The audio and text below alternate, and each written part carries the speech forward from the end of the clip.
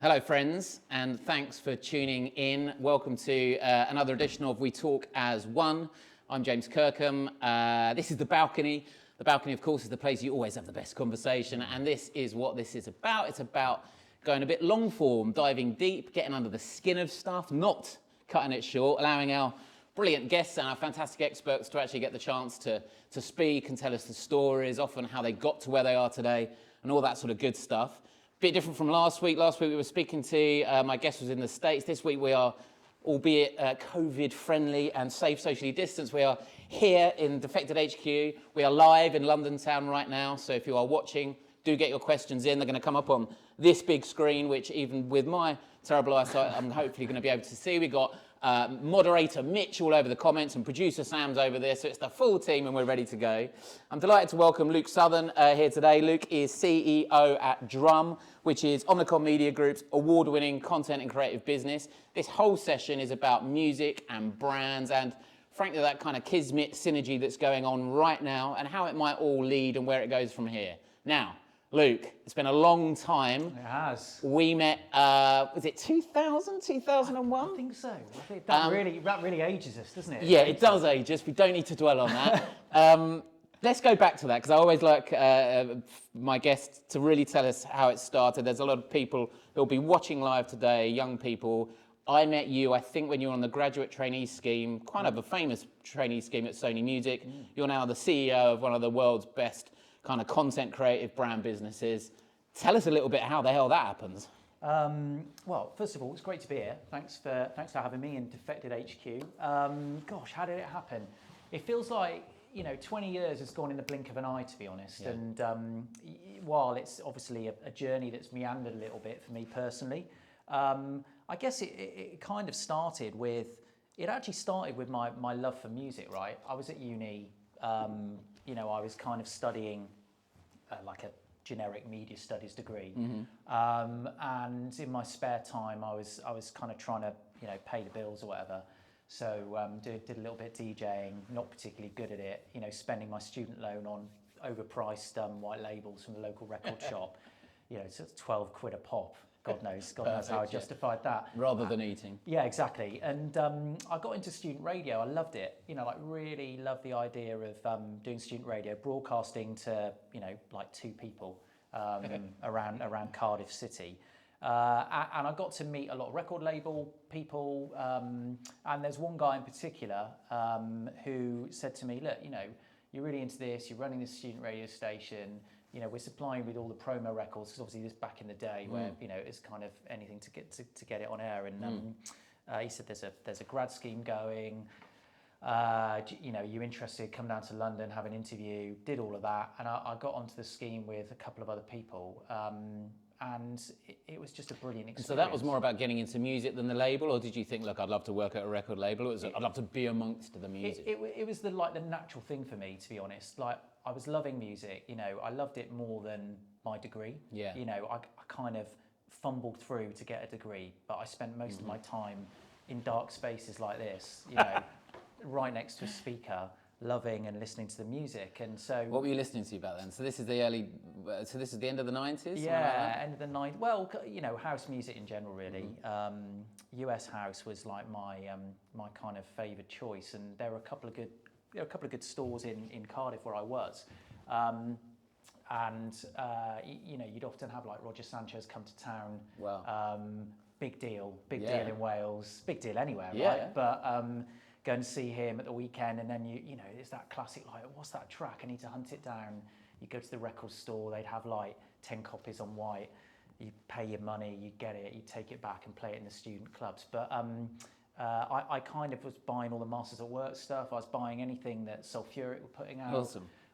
Very again, fitting. Paying the premium. Yeah, well, yeah. And then obviously we're Defected, when Defected launched, and I was kind of snapping up every release. I love the old packaging, actually, the kind of purple into grey or green into grey sleeves. And anything that had a full intention remix, I was all over that. So I feel pretty humble today, to be honest. Well, we feel humble having you in our humble abode here in London town in Shoreditch. And I didn't know any of those answers, so that's actually really nice. This is even better synergy than I realised. Yeah, in fact, to be honest, I remember actually I'd started at the record label and Defected launched, and I was like, I think I might write a letter to Simon Dunmore. Oh, you'll love that. If he wants to. Dunmore loves a letter. But I didn't. I obviously didn't. The rest is history. You're here, I'm not. You should have done, because there's some good examples. I think Calvin Harris once did that, and that led to a single, which is another story entirely. Now, without jumping too far ahead, you didn't end up, we're not sat here today as the CEO of a label, you're in a different space, but tell us a little bit about that journey, because again, we've got a lot of brilliantly young people who watch this, well, of any age, but they're also keen to understand how to get into this thing, but also that your career can perhaps move into different places, be it gaming, for example. Tell us a little bit about that. Yeah, well, look, I mean, I think music's been a thread, right? A thread through my career, as much as I would say sort of content and creativity, but I didn't start out going, I want to work in an ad network or ad agency.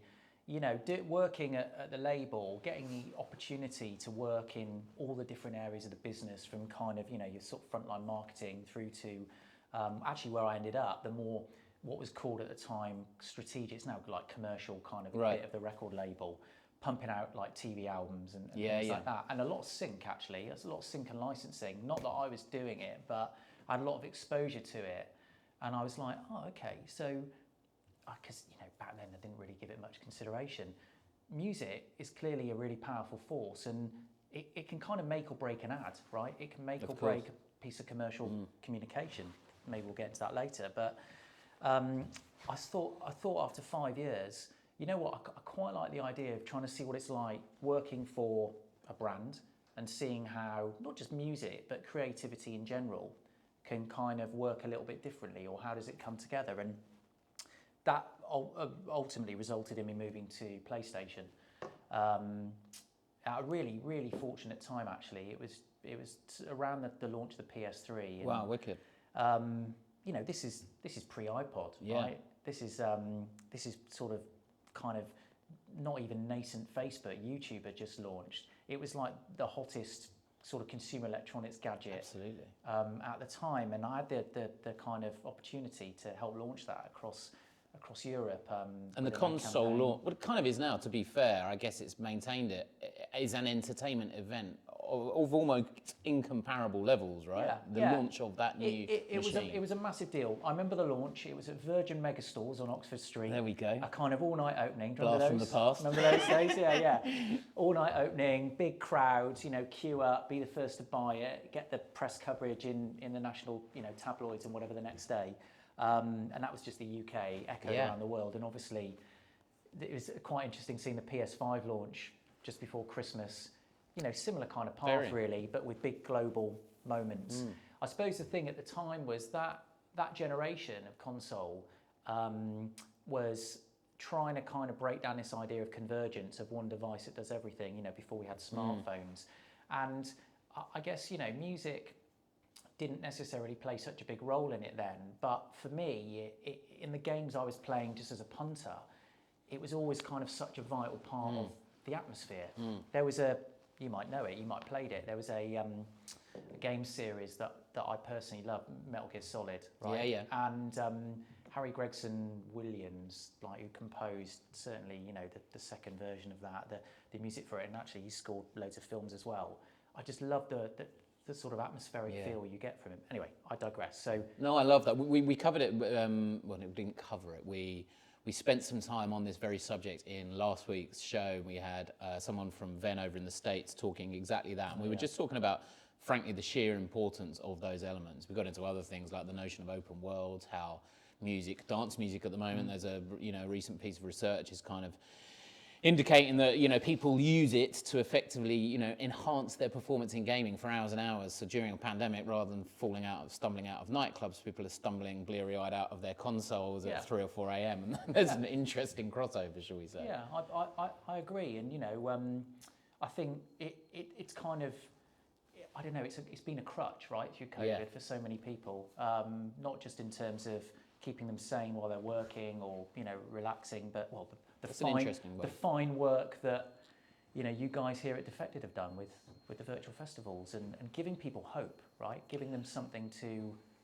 I don't know, coalesce around in order to... I think the coming together, we were trying to do that with the virtual festivals and some of the virtual activities and events that we still do.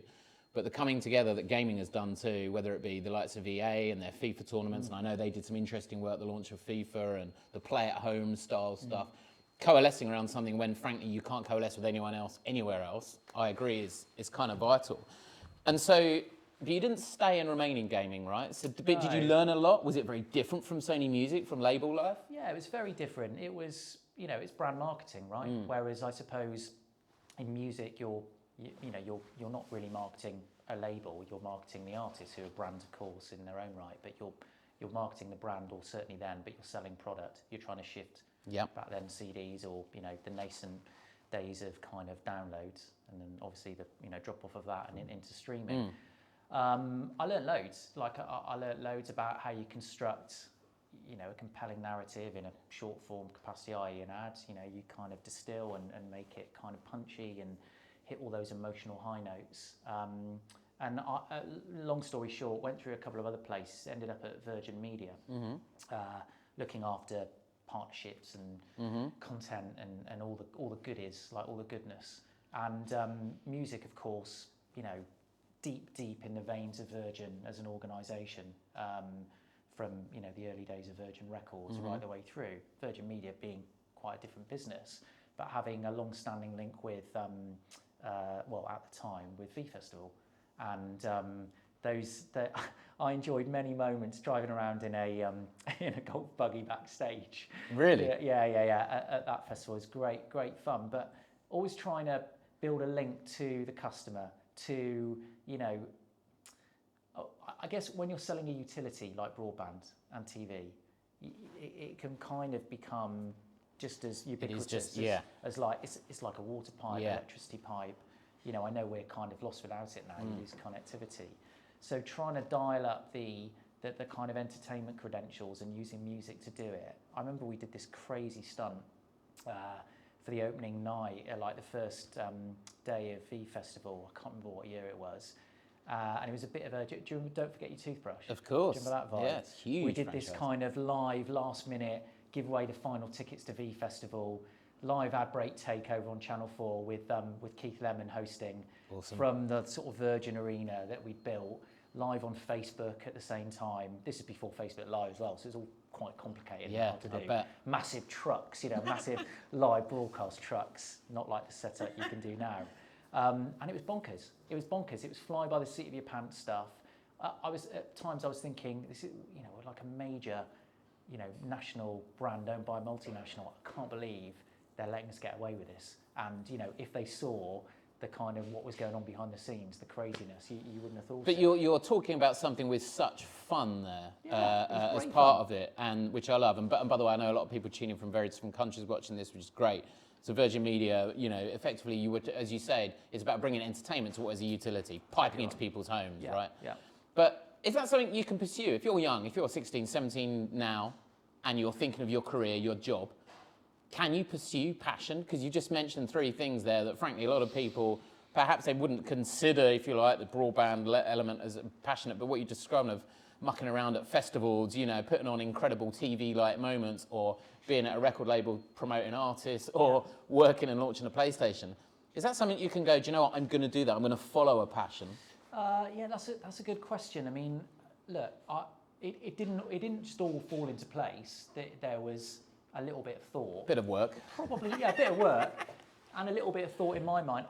I just had this mindset that, you don't want to become stale, right? You don't want to, if you're not enjoying something, and this is easy to say, this is a kind of pre-pandemic time, of course, where perhaps it was easier to kind of jump around and try new things. But I always feel like as long as I'm learning, as long as I'm kind of learning from brilliant people, and that's the key. Surround yourself with people that are smarter than you. I agree. That have more experience, that you feel a bit out of your depth. Yeah, love it. You're kind of, the imposter syndrome's kicking in. Tell me about that, because I said that the moment I started in music with Defected. Right. For whatever else you've done in your life, it's kind of irrelevant because you walk around a place with people with an encyclopedic knowledge and you feel like an imposter. Have you always felt that?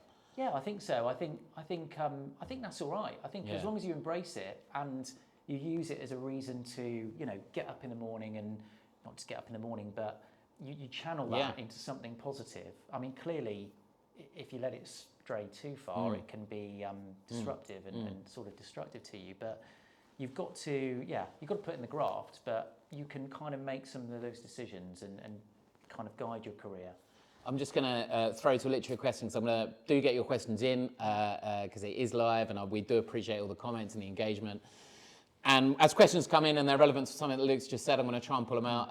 Mick Freak says, learning a thing or five here. There you go, Luke. You're already teaching people, which is great. Dariel 2803 says, do you think brands will use immersive tech or gamification more to sell their products more? And as a result, more new musical acts become established? That's kind of interesting. We might talk a bit more about that, but top line, maybe from the more gaming bit, like...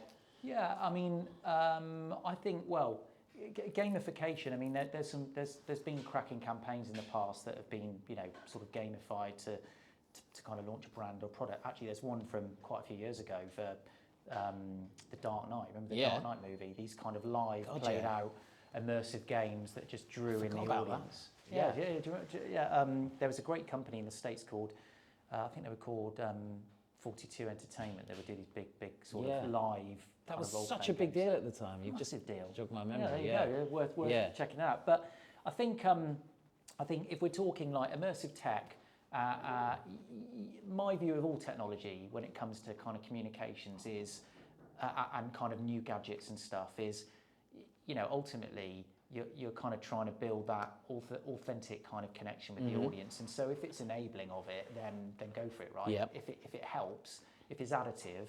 But where it just becomes about the technology in of itself, then that's not a particularly great story. And I think often actually in the industry that I'm in, the advertising industry, we get really hooked up on kind of new gadgets and new things. And so the focus tips to that as opposed to, why do the audience care? So and that's the biggest thing, right? What do the fans, what do the punters actually want? What do the punters want, yeah. So take us back into that journey then. So from the young upstart intern at Sony Music via launching the world's biggest console to mucking around on the buggies at a V Festival, probably some work as well in the background. What next? Then I landed where I am today. There are a couple of other smaller roles in between. So now I'm at Drum. I'm really lucky to be in what I consider to be a brilliant agency surrounded by extremely talented, experienced and brilliant individuals. And you described it kind of right at the start really. We're owned by Omnicom Media Group, one of the sort of big ad networks. We make content for brands, right? That can be anything from ads to, entertainment formats, through to kind of sort of editorial content with some of the world's biggest publishers, and increasingly actually longer form programming. And for those who don't know or aren't familiar, you should check it out. It's like a proper creative content business, multiple award-winning, all of that kind of good stuff. Clients like TikTok and platforms like them. Packard, we do some work with Diageo. Yeah. Historically with PayPal, with McDonald's. So when you're dealing with brands of that scale, and that's very much, I guess, you're running the shop, so I presume that top table conversation is a chat that you're having often with people within the brand space. Tell me again about music and brands there. So from my perspective right now, maybe as a result of this, and I hate going on about pandemic too much, but I think artists are probably more ready than ever. DJs were more ready, frankly, to lean in and say yes. Whereas it might be a little bit arm's length in the past, where they can stand on a stage and if you're a band, or you can stand behind the decks and you can kind of be at arm's length. Yeah. Do you think the relationship is changing? And I love the idea as well that you've been at label and now you're running it within brands, and so you must see both sides of that coin. Yeah, I mean, I think the first thing to say is, I'm surrounded by some brilliant people who make brilliant decisions for our clients about that kind of relationship and between sort of brands and artists. And like I said earlier, actually, in advertising, it's kind of a well-trodden convention, and you'll know this from Yeah. you know, your prior experience, that you know, rational messaging is great for kind of targeted sales, but if you want to build a brand over time, you've got to kind of elicit an emotional response, right? You know, memory encoding, all of these things that comes from it. And there's some fantastic data and reports about the power of creativity, and you know, every year at Cannes Lions, which is the big ad festival that, you know, again, you're well familiar with, we talk about the importance of creativity. And in fact, there's a category for music in its own right now. But I was looking at something the other day, very famous report with long and short of it, just about the effectiveness of emotional messaging. And I think sometimes we overlook the importance of music within that, breaking that out as a specific, you know, make or break moment. And so to bring it back to your point about, you know, are artists leaning in more? Are people, are they more kind of accepting of new ways to engage? Yeah, I think so. I think that what has happened with the pandemic, like I said, you know, music has been one of those things that's given people hope and an outlet, whether that's consuming it themselves or being part of, you know, a live festival or whatever. And obviously with the live music shut down, the artists have had to find different ways to do it. I think that the most important thing is that artist, brand, the connection is always authentic. You know, it feels like it's not forced. For example, the world doesn't need another car ad with some talent in front of it, not necessarily a musician, that's kind of endorsing a product, and it feels deeply forced, and you know, it's payday, that kind of stuff. Where it kind of bonds together, and I guess it's mutually beneficial, or you're creating, you know, in the case of a lot of advertising, like a really nice piece of art, like the, do you remember the HomePod ad from a few years ago with Spike Jones, you know, FK Twigs, and that Anderson Paak track? That is just a beautiful, feels perfect, entertaining 4-minute piece of stuff, of content. But, you know, it's kind of brand, it's music, it's musicians. Do you think that's just down to, for example, the quality of the idea or script, or is it because it perhaps where the idea originates? In other words, I think traditionally, again, in the old days when you and I perhaps first met 20 years ago, it would probably still be TV and then hoik it around until you find the right track to stick on the bottom of it. I'm being sort of slightly facetious and simplistic, but, you know, I definitely think there's been a shift now dynamically. An example like that, with FK Twigs example, and there's artists throughout, really, in terms of each of their disciplines. Do you think it's where something like that starts, or is it just down to the quality of the idea? Or I think what we'll probably see is increasingly, like, you know, collaboration. Work with the artists, say, look, we really want to do something together. Let's collaborate, and let's try and make something happen. And again, you know, I personally wasn't involved in it. Brilliant team in drum, and working with Warner's, and I think you might have a Warner's guest coming up, actually. You do, on Thursday. Who I'm sure will be able to talk about it. And Tap Management, you know, we did a piece of work for TikTok with Dua Lipa, with Warner's, to really kind of bring her to the TikTok platform, bring a load of her fans that might not have been on the platform already, but also, you know, illustrate and kind of reinforce TikTok's commitment to music. You know, obviously you've got everything on there now, but with their purchase of Musical.ly and what became TikTok and this kind of platform for breaking new music, the project we did, and, you know, some of you might have seen it, we did a kind of hashtag challenge, levitating for a new single, co-creating that music video with that audience. That was a real collaboration where you've got artists, you've got kind of platform, you've got 800,000 creators that, you know, submitted, whether it was kind of makeup ideas or kind of dance routines. 16 of them get to go to LA, shoot the video with Dua and Warren Fu, who directed actually quite a few of the Daft Punk videos. Amazing. Still reading. And so I think when it's done like that, everyone wins, it's mutually beneficial, and you create a really nice moment, big cultural moment. You know, you create stuff that probably wouldn't be possible if it just started with, we've got an idea over here, some commercial kind of creativity idea, let's just slap a track under it and be done. Do you think it could be done with many artists, or, I mean, Dua happens to be arguably the biggest artist in the world right now. I'm sure many people would correct me otherwise, but there's a certain electro dance pop nature to her music that's probably incredibly befitting of a platform like TikTok. Do you think it's only certain people that you could frankly do that with? Well, I don't think you'd have people dancing to something that was melancholy and, maybe, but, never say never, right? And but it needs that yeah, certain energy. yeah, it does. It definitely does, particularly if, it'll be interesting to see how the platform evolves because, dance routines, doing stuff to music. What I think is quite interesting is often the hook that the creators kind of land on for TikTok for their kind of 15-second, dance routine or whatever it is, and then hashtag challenge, isn't necessarily the hook that I suspect the artist would have, or the label would have intended, the bit that kind of stick in people's head, because it can just be a section of a song that you wouldn't have expected. And that's quite interesting for me because you'll have, millions of people hearing a track, but always on repeat, the same kind of hooky element of it. And they might not be aware of who the track was by or what the rest of the song sounds like. But what does that mean for consumption of music? And what does that mean for the role that kind of brands can play within it? And I don't mind talking about this because I also think perhaps being our age, I'm sounding like we're terribly elderly, but the point is we were there pre, during, and now sort of, the whole thing's exploded. I think we went through a time with MySpace and everything else where it became a competitive environment for platforms. And it was like, oh yes, but this is better. Whereas we've both got young boys, for example. My 11-year-old will watch 4 hours of Regent's Kids, some influencer on Twitch, like literally religiously. He'll spend the majority of the time reporting as his piece to cam on TikTok, probably about football, but he'll message using WhatsApp on his friends. Point being, they couldn't care less. They're using it in a behavioural, they're not thinking like that, they're just using it when it is suitable for them. And I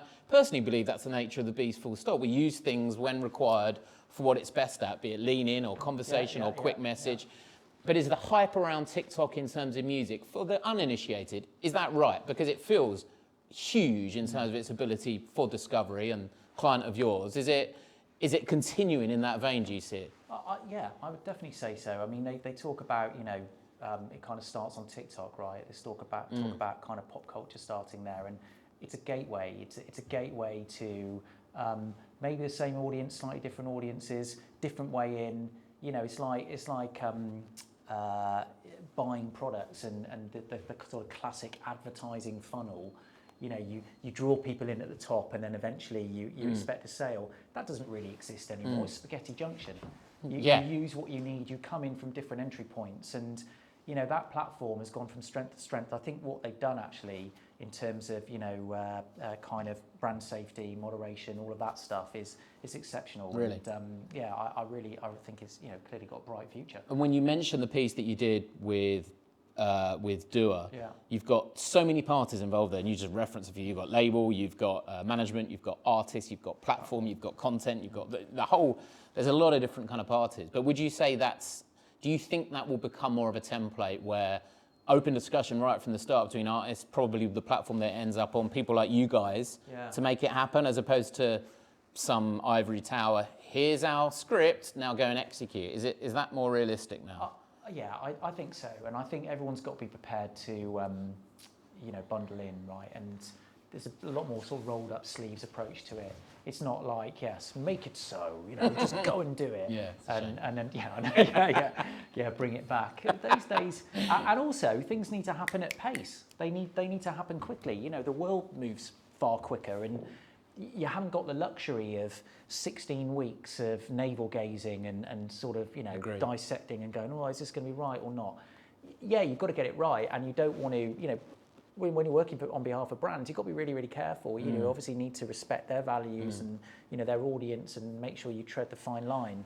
But you've also got to be prepared to kind of test, learn, try different things to kind of keep fueling that engagement. Tell us more about that fine line, because again, I think you are in a very specific position who have been at both sides, all sides, if you want to call it that, perimeters of this sort of fence, right?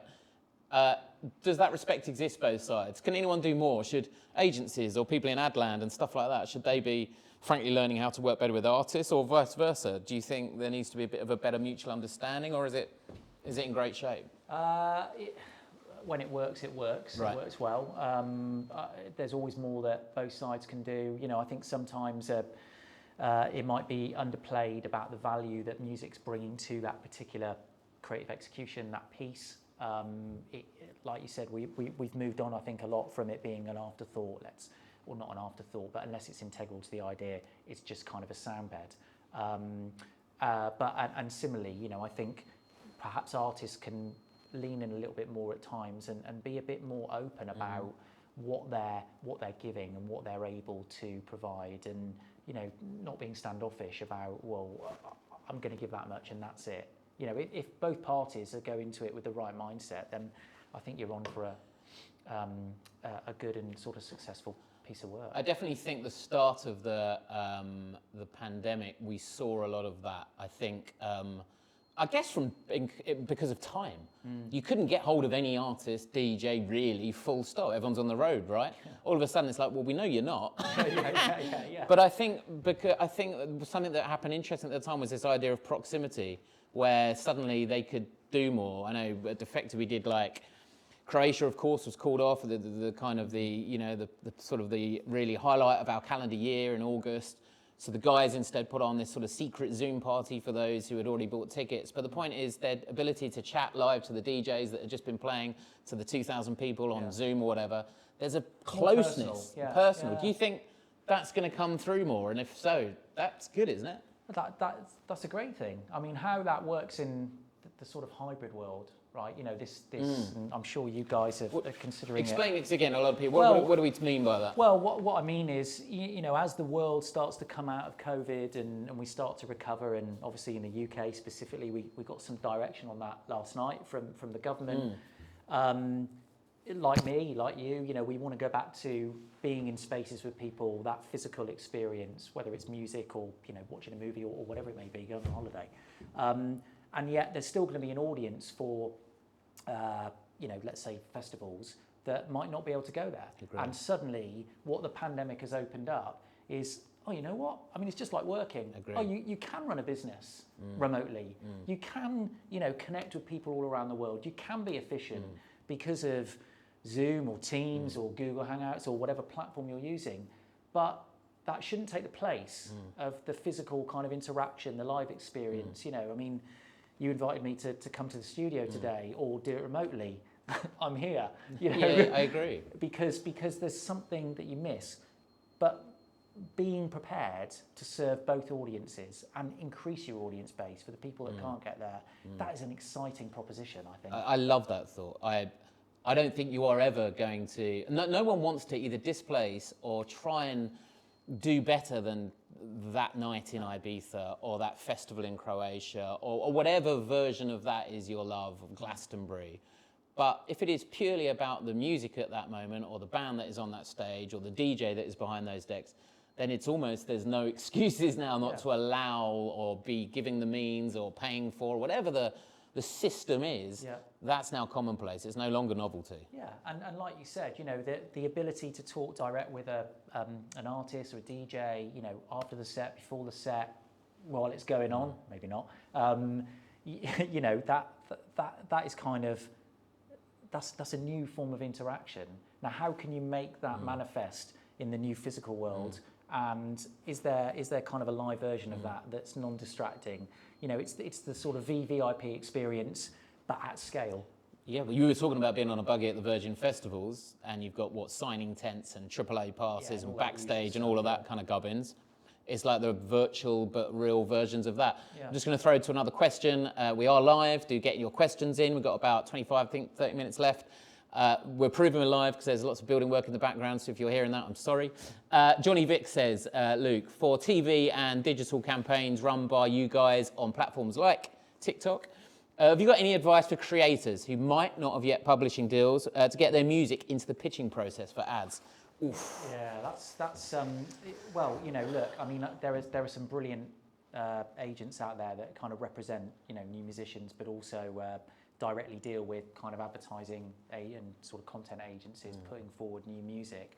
I think the advice would be kind of hunt around, and you probably also want to think about what your music, you know, we were talking earlier about the certain type of music, you know, being hooky and what have you.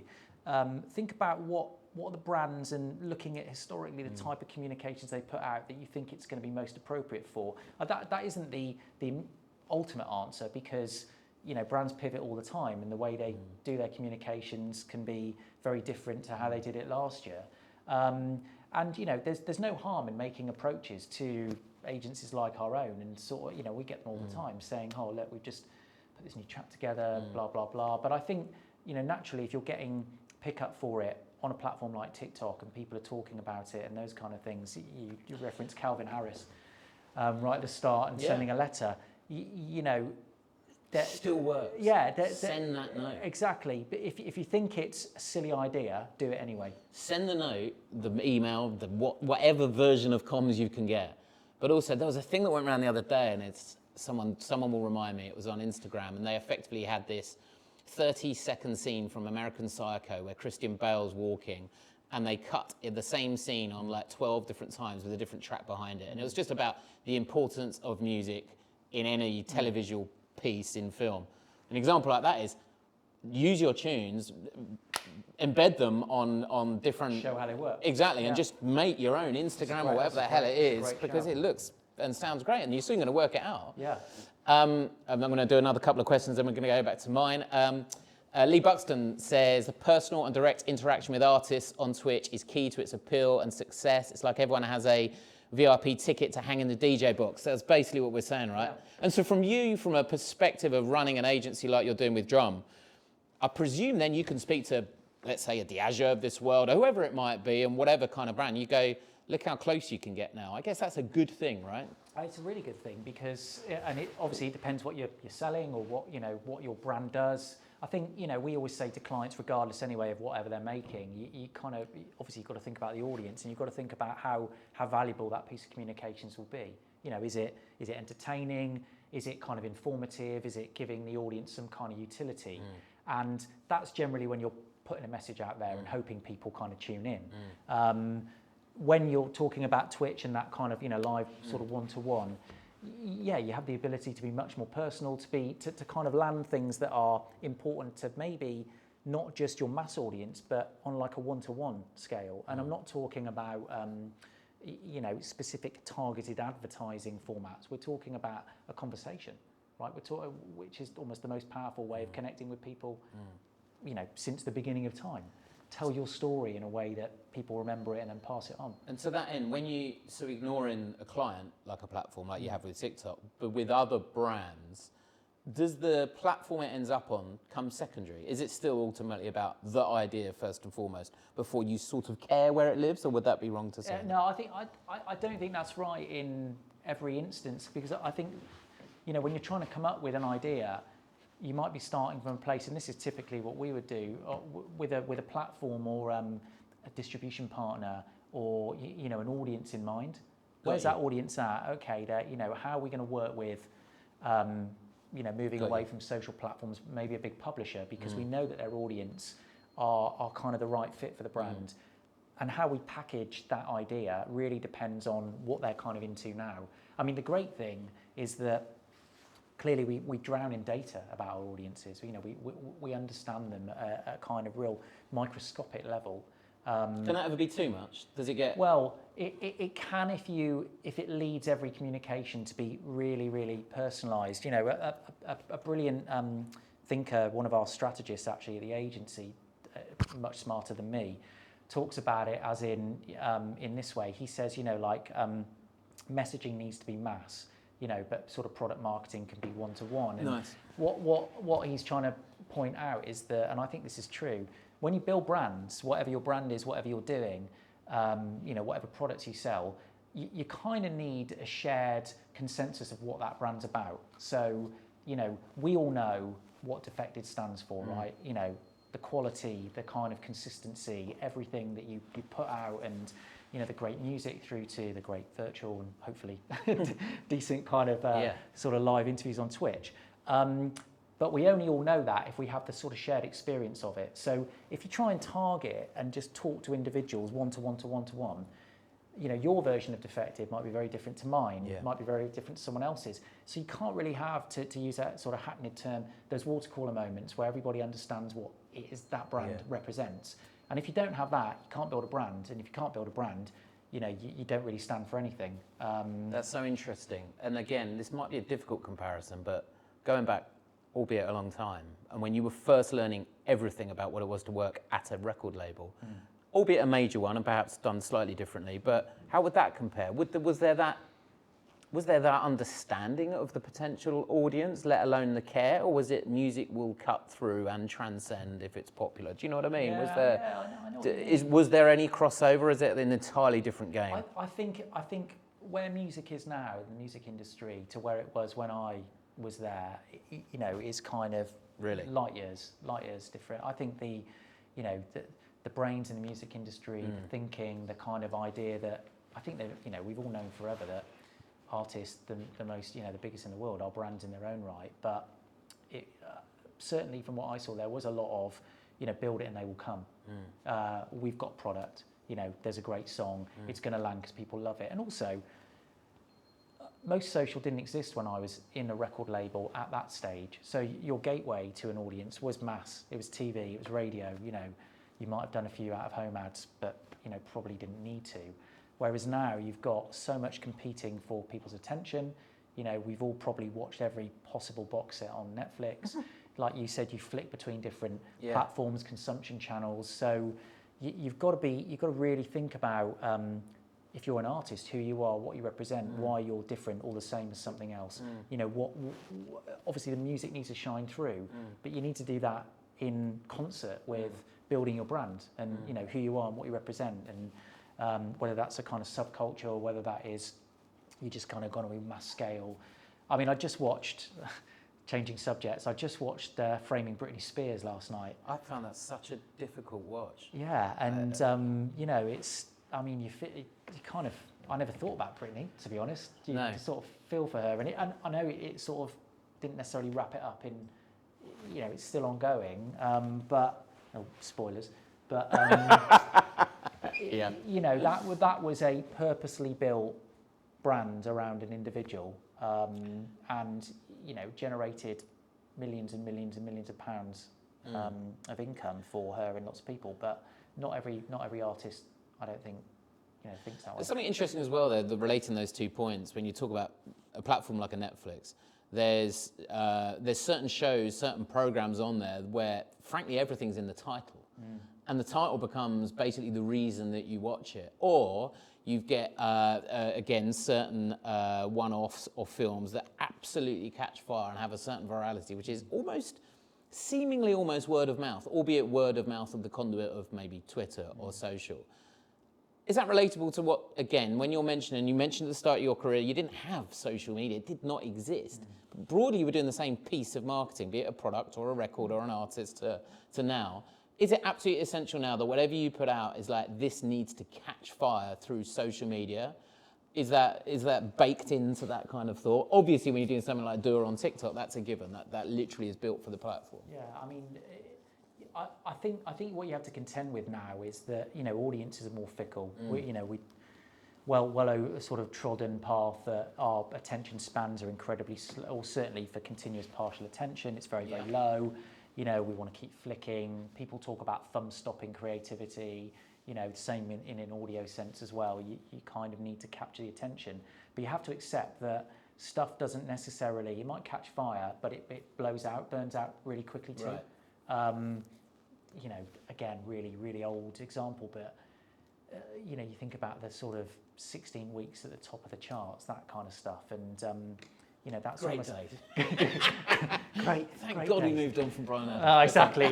I didn't want to say it. I'll let you say that one. So you want to catch fire. You know, you need to kind of. We talk about trying to create cultural impact for brands. You know, produce stuff that people want to spend a bit of time with and maybe spend a bit of money on. And you know, if you think about the way Netflix, not on everything, but most, or Amazon or whatever, they release stuff in these big tranches. You've got the whole series. You can binge watch it over a weekend.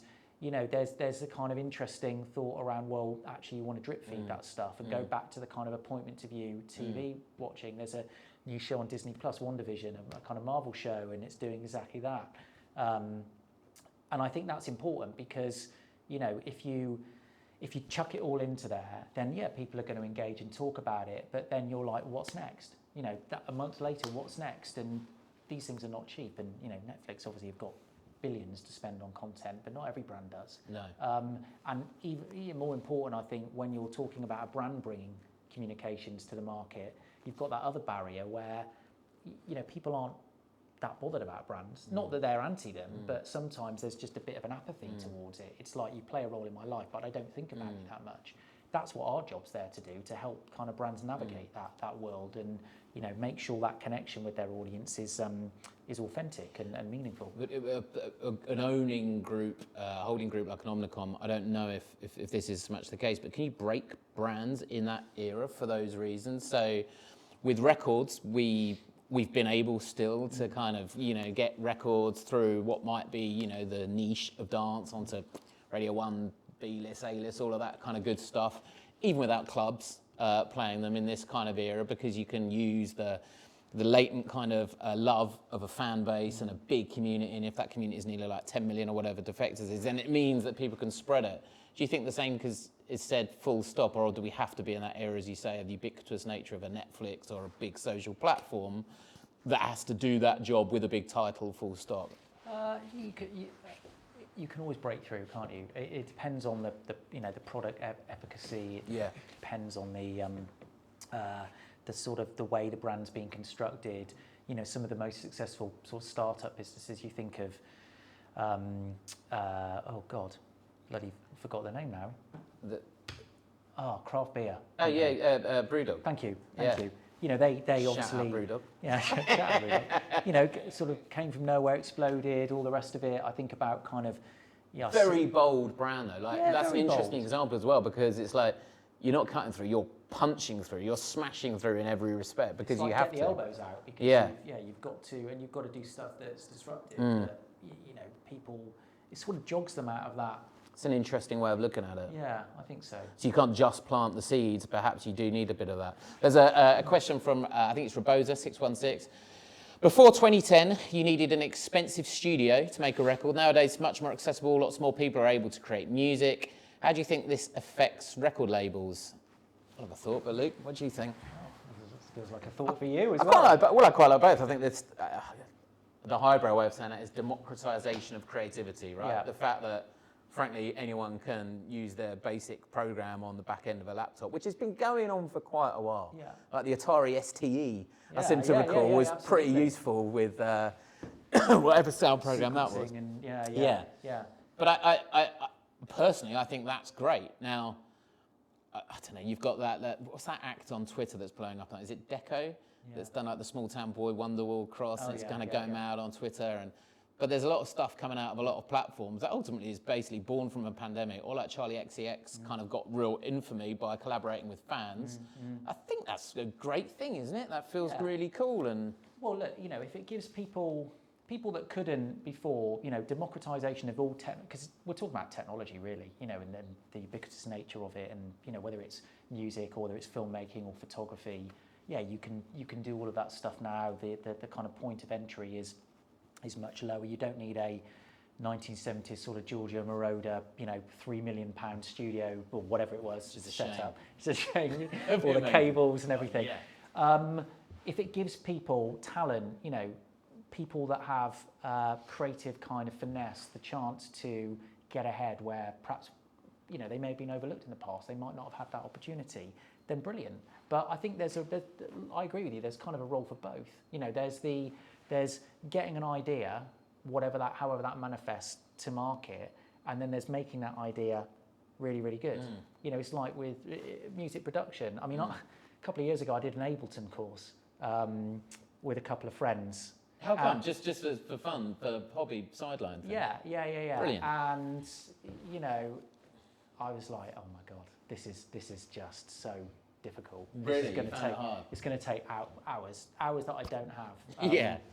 To kind of, you know, really kind of get to grips with it. And like anything in life, there's kind of, I suppose what technology has allowed to happen is that people that have, you know, A, can't get access to it, but B, could be okay. It's raised the quality of their output. But like everything in life, that final sort of 5 or 3%, the real craft, that's where the expertise comes in. It's like the production on an album, just those, you know, the mastering process, all of those things that just lift a record, you know, and just lift the sound. And if you're not a kind of master of that, you're not going to be able to achieve the same result. I think a lot of that came out of this period. So whether it be the records being made themselves, like we mentioned, you mentioned a couple of times, artists like Dua. I remember it's probably literally a year ago, right at the start of the UK lockdown, the kind of beautiful Zoom choreographed. You might have done it. It was a brilliant kind of music video, all made up of the components of Zoom. Nice. Point being, stuff like that at least appears like it's brought together, done on the fly, has a perhaps lo-fi bit to it. There's that phrase, isn't there? Creativity from adversity. It's musically, that's literally happened in eras, certainly in the UK and beyond, and entire scenes have flourished as a consequence of perhaps the times. But that's a good point. Making something look lo-fi is actually really, really difficult. Yeah. It needs a degree of mastery to make something look like it's been just cobbled together, I think. Because you need to understand, you almost need to do the better version and then work back from it. Yeah. I've got a 9 minutes left warning. Thank you very much, producer Sam. I've got a message from Nessie. Hey Ness, once we get back to normal, will Defected stream some live festivals on Twitch? Oh, that sounds like a question for me. No questions from me. Questions for guests. Means I have to put my brand hat on. I hope so. Listen, this thing we're doing right here isn't going anywhere. We can't wait to do this thing properly, as we've already talked about, on some distant shore or even closer to home in London and the UK and beyond. But there's clearly still going to be some sort of ability to bring people together from all around the world. I think we had like 130 different countries tuning into our virtual festival sort of series each week. Like, you can't ignore that. That's lovely. So doing what we can, I think, there will be great. And again, I think pulling it back to the end of kind of the few minutes and get your last few questions in before we end today's session, which hopefully you found informative with Luke today, giving up his time.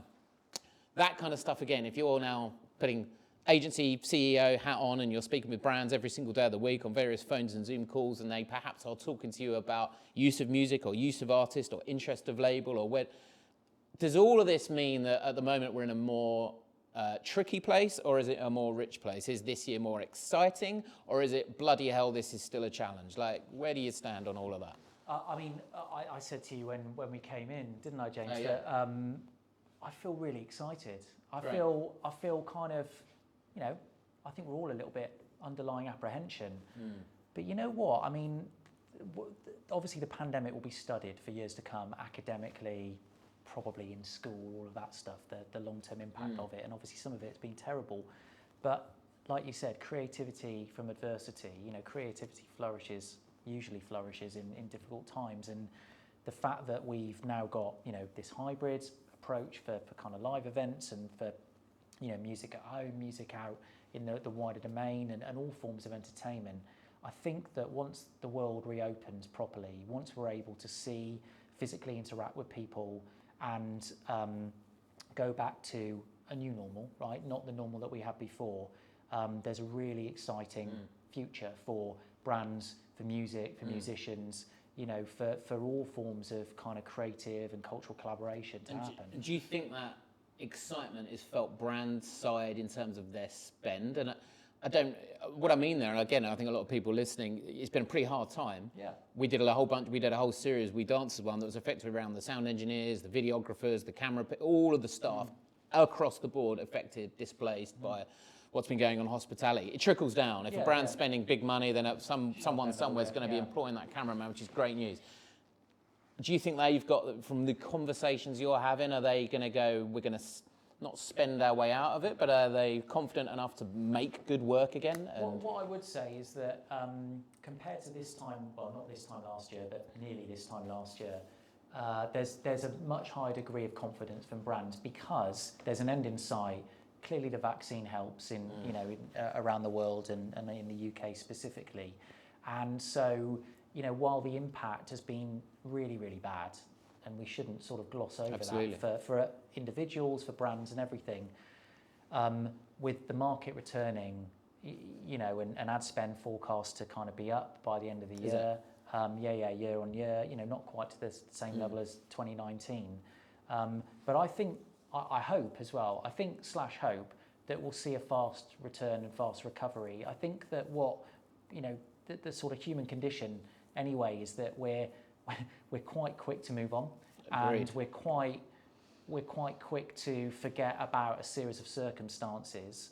Not, completely forget about it, but I wouldn't be surprised if our return to the new normal, a bit like the old normal, once we're allowed to, will be quite swift and rapid. And there'll be a moment of breathe and release and this whole kind of, thank God we can see people again. But then, we won't ever forget this period, but we will definitely move back to a more normal version of events. Yeah, certainly the British public today and their kind of memes about how they're going to feel on the 22nd of June, Exactly. which is probably quite comical, and the state of their respective hangovers. Take us back, with just a few minutes left, take us back now right to the start. And again, I'm very aware some of our audience, a young audience, which I absolutely love. Should they go the route you did? Can they get into this quite easily? You mentioned earlier send that letter that perhaps you didn't send back then to Simon Dunmore, but Calvin did, or but it did start with a letter. I had to send letters out to kind of be part of, the process for the graduate scheme, whatever that looked like 20 odd years ago. But I'm sure many of them are like, gosh, there's jobs been lost across the board in every single country on this planet, and it's quite a foreboding moment. But from your perspective, are you like, look, it's still a level of playing field. You've got as much chance as anyone. I think, it is definitely harder than it was in our day, for sure. Everyone seems much brighter than than you. I'm not going to say you, but certainly definitely us. Than me.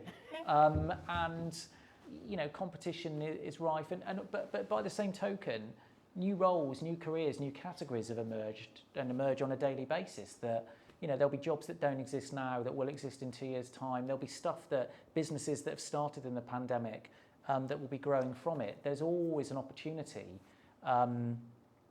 Is it more competitive? Yeah, arguably more than it was. And is it tougher because people have lost their jobs or been furloughed for months and may or may not have come back from it?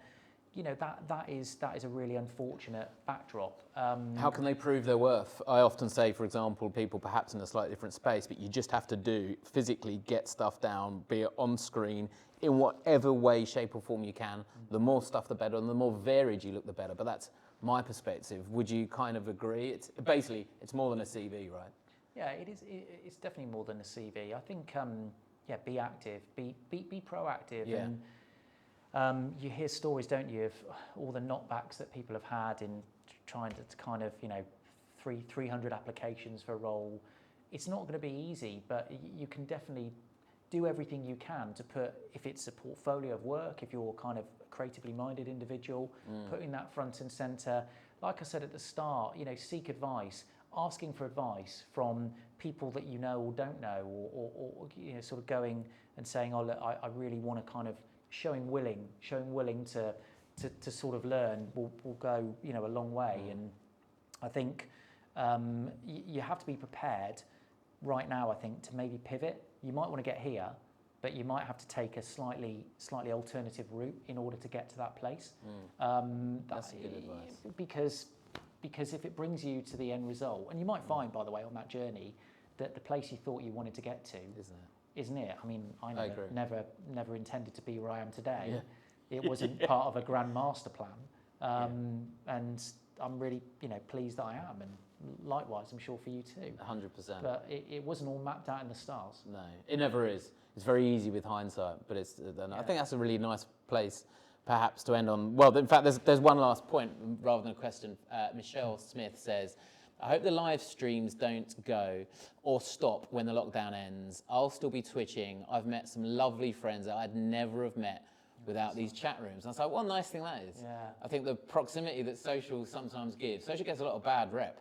Yeah. But the idea of bringing people together like that and physically meeting people for the first time and making friends is great.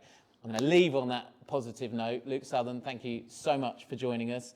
Thank you for having me. I hope you've enjoyed it as much as I have. Really. We are back on Thursday, 1 p.m. GMT with Phil Christie, President of Warner Music UK. Hope you can join us then. Thank you so much. See you then.